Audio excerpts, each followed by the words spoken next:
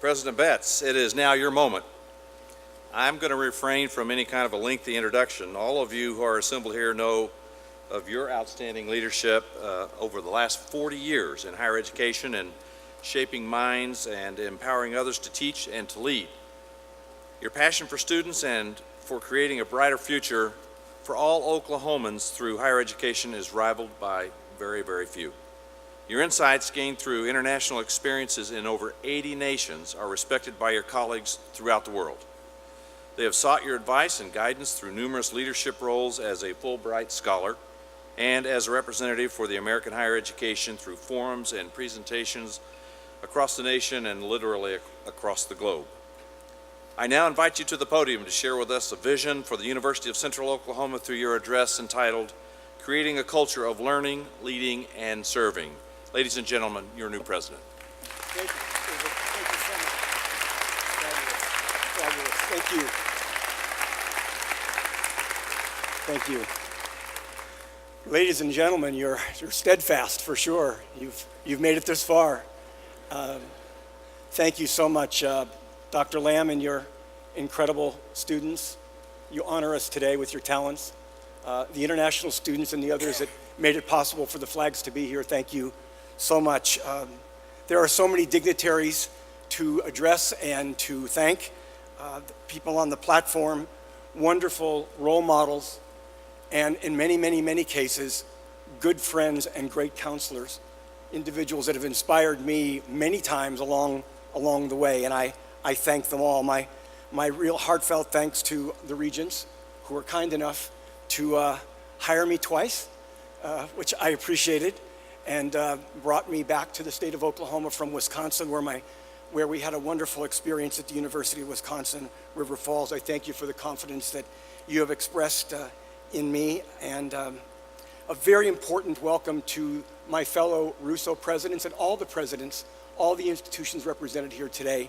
We know this is a certain club, fraternity and sorority that we share, and we know that we can offer each other counsel and comfort at the right times as time moves on. I'm very blessed with a distinguished faculty, one of which you heard today with Dr. Mock, and some of you are kind enough to come out today, many of you in fact, and I'm very, very pleased and humbled. An exceptional staff represented by Beth, and just quadrupled and quintupled around the entire room and well beyond. And as Matt represented, the dynamic and engaged students that we have at this university. So welcome to all of you. There's much to say and much has been said, so I'm going to do some on-the-spot surgery here and move things along.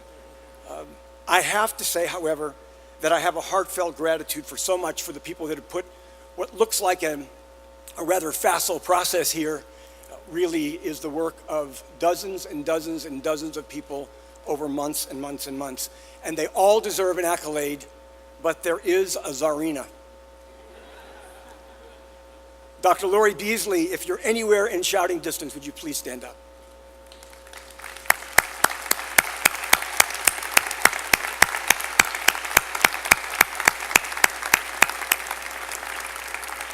There you are, way over there. Lori, your inauguration team, incredible. Faculty, thank you so much for being here. My colleagues on the cabinet, those that help guide me to make the right decisions with them at the right time, you're very special to me, each and every one of you. The deans, the chairs, the directors, we could do this, you can imagine, for how long. But I want you to know that the people that are involved here at this institution, they are really unique. And I watch them come together to create this, what is a historic event. And please understand, from the very first word of the few words I will give you today, if you've ever talked to me, this is not about me, although they've been saying it's about me. I'm smart enough and old enough to know that this is really about Central's historic focus on student success, on helping students learn, and on developing our state. And the faculty, the staff, and the students of this institution, along with the alumni and the community, as far as I'm concerned, personify the irrepressible spirit and passion for learning that has been the Central way for 122 years and counting. And in a couple years, we're going to invite you back to 125th anniversary, and we hope you'll join us. I am so fortunate today to have members of my family, and they're all here. My mother's not, she's in Seattle, and my brother, other brother as well, but my brother and sister-in-law are here, my son, my daughter-in-law. I am so pleased that you're able to be with us. Colleagues and friends from the University of Wisconsin River Falls, colleagues and friends from Northeastern State University and Eastern Oklahoma, thank you all of you, for the energy that you've given me, for things that I've learned from you, and things that I will continue to learn from you. I'm the 20th president, officially now after 9 months working. I'm the 20th president of this hallowed institution, and they include such luminaries as Richard Thatcher, the first president, but more recently, Dr. Lillard, Governor George Nye, who has sent his greetings. We saw him just the other day. And a special appreciation, and he just had surgery, so he's not here, but it's minor and he's okay, President Roger Webb. And some of you know this, but for 24 years, Roger Webb and I were collaborated at two storied Oklahoma institutions, one of which is the University of Central Oklahoma, and the other one, of course, is Northeastern State University. And I've stated this publicly before, and I will say it again, his leadership, his counsel, and his friendship have enriched me in countless ways. And then there's Suzanne Betz, my dearest and truest love, my trusted counsel, and my life's goodness. Thank you for everything.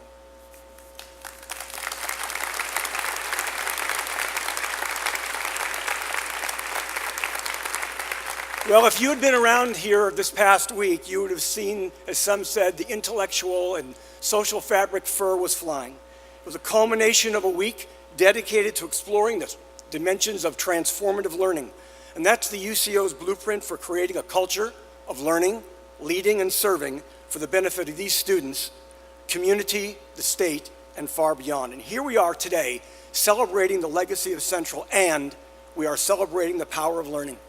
The power of learning to change lives and the destiny of states and nations through our most precious asset, our people. Because in the end, human talent is our only truly sustainable resource. We are here to honor the past, to embrace the present, to imagine, and then build this future. For UCO and for Oklahoma higher education, where we stand right now, we're just a few hundred yards from where it all began, the Territorial Normal School of Oklahoma, affectionately known to all around here as Old North. Established in 1890, as mentioned, a full 17 years before Oklahoma statehood, Central's first classes were actually offered in the nearby First Methodist Church. In 1891, Central's first president, Richard Thatcher, welcomed our first 25 students. That Territorial Normal School was the first public building intentionally dedicated to public higher education in Oklahoma Territory. Why was educating teachers one of the first collaborative civic acts undertaken by those settlers?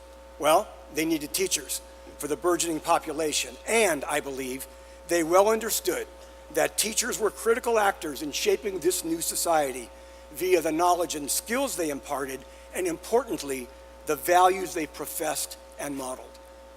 For Oklahoma higher education, that building and this place is hallowed ground. So now we're gathered 122 years later in the early decades of the first true global century, a time of possibility for the most far-reaching, extensive contact among people on the planet in human history. It's an age when what we know and how we learn will change as never before. An era unprecedented when cross-cultural collaboration may be the difference between economic success and failure. And beyond globalization, as was mentioned, we live in a cauldron of change, global to local, with all the inherent challenges and opportunities. This is true for our country, for our state, and I think you know, for each of us. This era is characterized by disruption, deep, systemic, and inexorable. It can be unsettling, uncomfortable, but undeniable. We have the power to choose our responses to the challenge of change, and we've decided that hunkering down is not an option. Now recently, Tom Friedman and Michael Mendenbaum came together to describe the merger of globalization with technology and the outcoming revolution. And they said this: everything, every job, every industry, every service, every hierarchical institution is changing. The workplace is undergoing a fundamental restructuring that every educator, parent, and worker needs to understand. In the global marketplace, employers seem in lockstep to describing their perfect worker for the future. Who are these people? They must be able to think critically. They must be able to work collaboratively in teams, local to global, on non-routine projects. And they must be able to clearly communicate and bring something extra to the marketplace. Well, among these precious sought-after ingredients for success in a world of change are imagination, creativity, and innovation. They will be keys to success in the marketplace, not just of goods and services, but also of ideas. Ladies and gentlemen, we at the University of Central Oklahoma believe that these are habits to be intentionally cultivated through our students' experience at this university. We believe that we must focus and build and sustain a culture, not a happenstance, but a culture of learning, of leading, and of serving that will prepare our students to flourish in the world that continues to emerge around us. And I believe that through diligent efforts and fresh thinking, planning, and acting, UCO can, in collaboration with all of our partners, education and non, in fact, be that change that Richard had mentioned, an acknowledged generator of citizens and leaders and of problem solvers who will build this state and our communities on a realistic optimism, born of adaptive commitment to thrive in a global knowledge economy. Our confidence, ladies and gentlemen, will be derived from our competence. Well, this is the new normal era. It encapsulates forces that are impacting our future. We talk about it often as the perfect storm of global forces, manifesting locally, swirling around us and converging in an almost daily restructuring and realigning of the economic, political, and intellectual competitions with which we must contend. We are, as an institution, will always be, focused on growing that next generation. They're thinkers and they're doers, they're citizens and they're neighbors who embody the university's advocacy of, you know it, the 3 C's: character, civility, and community. Our responsibility, our inherent duty, is to prepare them for a world we might imagine, but we do not know for certain. Therefore, we must encourage and sustain this culture of learning, the knowledge, the skills, the values, and the motivation that will serve our students as they learn, adapt, and relearn again in a world of increasing access, connectivity, yes, and ambiguity. We see critical thinking and community engagement as dimensions of civic responsibility. And therefore, we are avid believers in transformative learning, where students acquire the habits to become true lifelong learners, to become the college of one. Via this commitment, we are cultivating leaders, talented, persistent, passionate, service-oriented, and engaged. Many of you know that leadership has been a mantra of this institution for years, but we are intentionally working to become a valued contributor to the vitality of Oklahoma City and the state through our promotion of leadership. The Central 6 is our blueprint for transformative learning. And again, we could do the mantra if you're from here. Discipline knowledge, you gotta know your subject. Leadership, problem solving through research, scholarly, and creative activities. Service learning and civic engagement. Global and cultural competency, and health and wellness. Combined, these are our pathway for creating the culture that I mentioned to you. It is our vision statement, ladies and gentlemen, that we will become a top 10 metropolitan university in the nation, and we're learning what that means. It means we have a new peer group as well as our peers here in the state. We're understanding that there are unique talents and skills we're going to bring forward in helping to resolve problems that face the region and the state. But we will serve the metro and the state. Now, if you were here this past week, you might have had the chance to hear Vice President for ASCU, George Mahaffey, speak about the Red Balloon Project. The Red Balloon Project is a project where institutions across the country are wrestling with the very issues that the speaker spoke about here, to reimagine undergraduate education. How do we proceed? And UCO is fully engaged in that national conversation. As was also mentioned, last September on this campus in Evans Hall, we were proud and pleased to invite the Chancellor and Governor Mary Fallin, where she made an historic statement. There, she set the course for Oklahoma higher education and the future of the state in terms of education with Complete College America, Over the next 13 years, the state is committed to increasing the number of college graduates and holders of specialized certificates to reach 50,000 per year, as Richard had mentioned. Ladies and gentlemen, 42 years in higher education, this is a bold, transformational initiative to augment Oklahoma's global competitive profile. And I, as an individual, and I think as an institution, firmly believe that under Chancellor Johnson and Governor Fallon's collaborative leadership, Oklahoma is emerging as a national model on how we deal with these issues. But the path for delivering this promise, from our perspective, is not done alone. We can't do this in a phone booth. We have to do it together. The collaboration, working together, perhaps to a degree never realized or appreciated, is where we're off to in order to deal with these issues of hyper-challenge and change.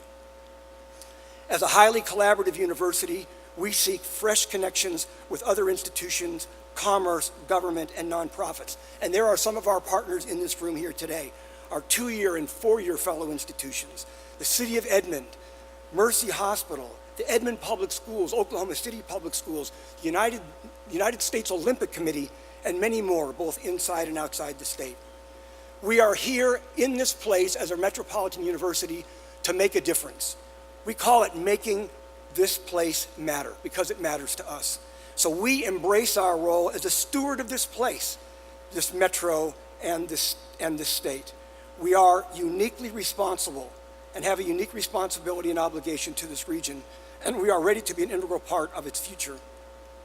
But we also believe that we are a natural gathering place for the region's imagination and vitality to find common ground and to articulate the region's and the future's aspirations. We believe, ladies and gentlemen, that public education has a public purpose where students learn to be citizens. We are proud to say, I'm proud to say, that the accomplishments of our faculty and staff and students are amazing. Anything less than that would be an understatement. It's their expertise, their talent, and their passion for learning that has allowed Central to create its unique pathway to distinctive, meaningful service. And at a time of momentous and profound change, Central is committed to creating and sustaining that cultural learning I mentioned through the Central Six and highlighting our centers of excellence. And I could give you a whole list, just like my colleagues could. The things that we're really good at and other things we're getting much better at, but just a few examples. The sustainability initiatives here, Forensic Science Institute, the JAZZ program that was just named #1 in the country last week, undergraduate research, the arts and design, the Center for Global Competency, the Irving Teaching Institute, and on the list goes. What's important is that we are committed to a nimble and adaptive learning environment, and also what's important is that we resolved to take care of each other. So, ladies and gentlemen, our mission is deceptively simple and perpetually challenging. We're here to help students learn. We are learner-centered and learning-focused. We are here to create the conditions that create the future, and it will be done through the minds, the hearts, and the lives well lived of those who pass this way in search of meaning, purpose, and possibility in their lives. Our students come here to be educated and challenged, encouraged and prepared, guided and occasionally inspired. They come here to change their life. They come here with a hope and often an unarticulated dream, and we are here to help realize it. We do it because we make a promise to each other. We believe that by what we say and what we do, by what we embrace and what we reject every day, we define ourselves and our communities. We create our own weather, and we're determined to create the right weather for our students to grow and prosper. And we're also in league not only with one another, but also with those seekers that come to join us, those persisters, 18 years old or 68 years old, who arrive with a hope for the future, and they leave here often as productive, creative, ethical, and engaged citizens. Never doubt, they are our most treasured asset. They, as Richard said, are the change. And while we have challenges all around us, we know that our values haven't changed, and those values are now coming to light again through transformative learning. So in 50 years, what will they say? Those who will be responsible for this institution in our state, what might they think of what we do here in Oklahoma and at UCO at this time? Who were those guys? Who were those women and men who dared to dream and work toward a sustained, collaborative commitment to creativity as a basis for prosperity? Who were those women and men who spoke aloud of creating a culture of learning and leading and serving as an enduring contribution to the kind of society they want to live in? Who were those guys? You know, I think about that every time I walk past some of the photographs on this campus, those faces that silently speak to us from those century-old photos. Those pictures, they chronicle their hope and their resolve to live their dreams. And for them, their vision was through the demanding labor that created the territorial normal school and in so many other ways prepared the way for us. We see, as Oklahoma's metropolitan university, that Oklahoma will become the capital of the new creativity in this global century, and where that imagination, creativity, and innovation will be encouraged and celebrated, not just with vision, but with a plan involving government, business, nonprofits, and other institutions, all devoted to one task, to one opportunity. She, your granddaughter, is going to have a chance you never had. He, your grandson, is going to step up higher than you ever stepped. We're going to make that possible because someone in 1890 did the same for us, and someone in 1930 did the same for us, and someone in 1970 did the same for us. It's an intensely human enterprise. It's all about people.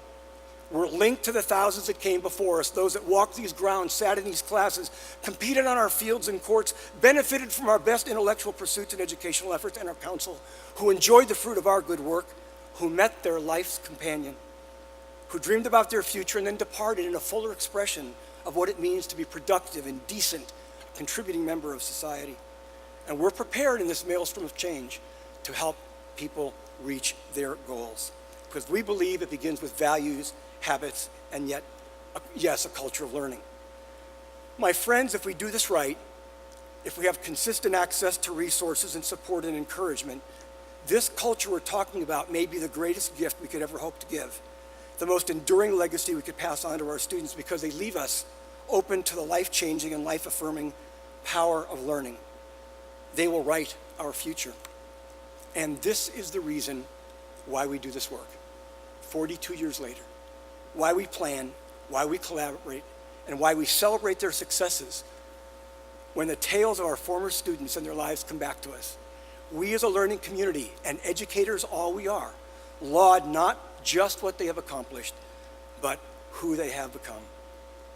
They are there making a difference. And for any one of you that knows this, these types of moments are the stuff of pure joy. So today we are affirming our role as a shaper of society by what we say and do, and what our graduates, schooled, contoured, and inspired at UCO and the other institutions, do with their lives, as have gone on in this place since 1890. We have the power to choose. We can choose not to do it, but I say no. We say no, resoundingly. We choose to continue the journey that may have brought us to this work in the first place, in purposely walking the path. We at UCO embrace the enduring example of our predecessors, who built a cathedral for learning on the barren plains of Oklahoma Territory in the last decade of the 19th century, and also by the example set down 2,000 years ago in the Hebrew saying of the fathers. We are not required to finish this work, my friends, but we are not at liberty to neglect it.